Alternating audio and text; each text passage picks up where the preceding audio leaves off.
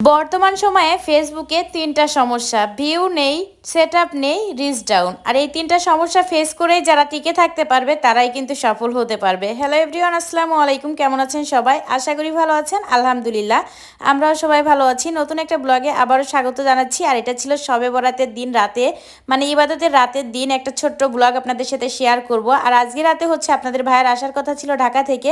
আর আমার ইচ্ছা ছিল সে আসার আগে সব কিছু রান্না করে শেষ করব। আর এই তো সন্ধ্যার পরপর হচ্ছে আমি সব রান্নায় চলে আসছি।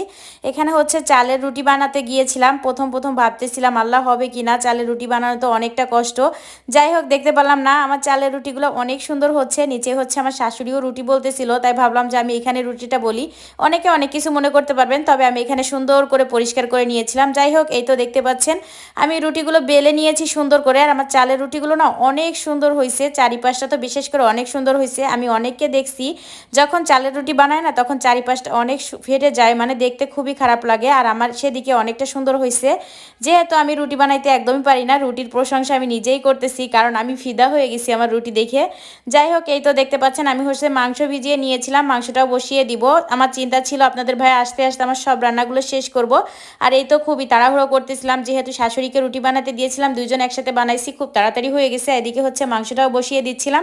আসলে চিন্তা ছিল কালকে রান্না করব। আর আমাদের অঞ্চলে কিন্তু শবে বরাতের দিন রাতে, মানে ইবাদতের রাতেই সবকিছু রান্না করে। আমিও চিন্তা করছিলাম কালকেই রান্না করব। এদিকে হচ্ছে আপনাদের ভাইয়া কল দিয়ে বললো যে আমি আসতেছি, 2 দিনের ছুটি আছে, সেজন্য ভাবলাম যেহেতু আসতেছে আস্তে আস্তে আমি সবকিছু রান্না কমপ্লিট করে ফেলি, যেহেতু এদিকে আসলে সবকিছু রান্না রাতে করে রাতেই খাওয়া দাওয়া করে। আর এই তো এদিকে হচ্ছে আমার মাংসটা সুন্দর করে কষিয়ে নিয়েছি, কালারটা এত সুন্দর আসছে না, আর খেতেও কিন্তু অনেক বেশি মজা ছিল।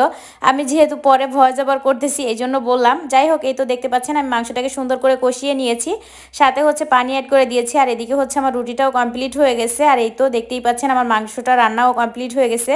যাই হোক, মাংস রান্নার একটা টিপস বলি, অনেকে আছেন কষানোর সময় পানি অ্যাড করেন, তাহলে কিন্তু মাংস খেতে একদমই ভালো লাগে না। আমি কিন্তু বরাবরই মাংস থেকে যে পানিটা বের হয় সেটা দিয়ে সুন্দর করে সময় নিয়ে কষিয়ে নিই। আর ওই সময়টা না চুলার হিটটা একটু লো হিটে রাখতে হয়। যাই হোক, এই তো দেখতেই পাচ্ছেন আমি হচ্ছে হালুয়া করার জন্য সব কিছু রেডি করে নিচ্ছি। এখানে হচ্ছে সুজির হালুয়া করে নিব আগে। আর সুজিটাকে সুন্দর করে একটু ভেজে নিচ্ছিলাম ঘি দিয়ে। সুজি দেখবেন অনেক সময় দলা পেকে যায়, সুজিটা যদি সুন্দর করে ভেজে নেন না তাহলে কিন্তু আর দলা পেকে যাবে না। আগে প্রায় সময় আমার এরকম হতো, সুজিতে যখন দুধ বা পানি অ্যাড করতাম তখনই সুজিটা দলা পেকে যেত। আমি খুবই টেনশন করতাম আসলে এটা কেন হয়। পরবর্তীতে এইভাবে একটু সুন্দর করে ভাজলে সময় নিয়ে তাহলে কিন্তু আর দলা পাকে না। আর এই তো দেখতেই পাচ্ছেন আমি হচ্ছে সুজির হালুয়াটা করে নিয়েছি, সাথে একটু ঘি অ্যাড করে দিলাম। আর এটাকে আমি প্লেটে সুন্দর করে একটু সেট করব।